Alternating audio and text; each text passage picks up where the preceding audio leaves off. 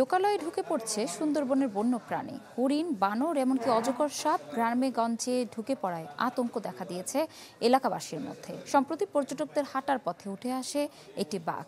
বন বিভাগ জানায়, প্রজনন, খাবার সহ নানা কারণে লোকালয়ে ছুটে যাচ্ছে প্রাণী।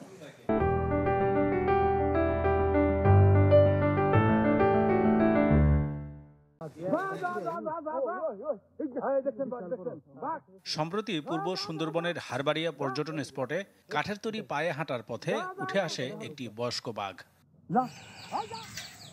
এর আগে গেল ২৭ সেপ্টেম্বর মংলা উপজেলার বৌদ্ধমারী এলাকায় বন থেকে ছুটে আসা দুটি হরিণ উদ্ধার করে এলাকাবাসী।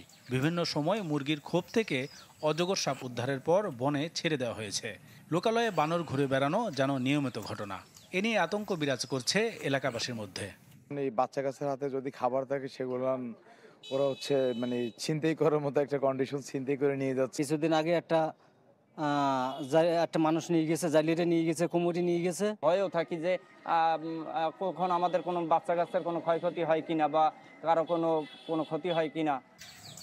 বন কর্মকর্তারা বলছেন, এক ধরনের ভয়ঙ্কর পোকামাকড়ের ভয়ে লোকালয়ে ছুটে যাচ্ছে বন্যপ্রাণী। সুন্দরবনের ভিতরে অনেক সময় কাট্টাস মাছি বলে আর কি, ছোট ছোট মাছ খুব বিষাক্ত। এগুলো হাজার হাজার লক্ষ লক্ষ মাছি একসঙ্গে যখন হয়, বিশেষ করে চৈত্র মাসের শেষের দিকে, তখন অনেক সময় এই বন্যপ্রাণীগুলো কিন্তু এই খাল পাড়ি দিয়ে বা লোকালয়ে চলে যায়।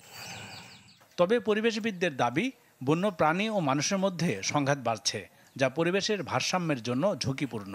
সুন্দরবনে যদি মানুষের প্রবেশ বন্ধ না করা যায়, যেসব অসৎ এবং অসাধু মানুষেরা আছে, যেসব চোরাকার বেড়েরা আছে, এবং বন ধ্বংস যদি রোধ না করা যায়, সুন্দরবনকে যদি সুরক্ষা না দেওয়া যায়, তাহলে বন্যপ্রাণীরা সুন্দরবনে টিকতে পারবে না। বন্যপ্রাণীর জন্য বনভূমি সংরক্ষণে আরও সচেতন হবার পরামর্শ সংশ্লিষ্টদের। Desk report, channel 24।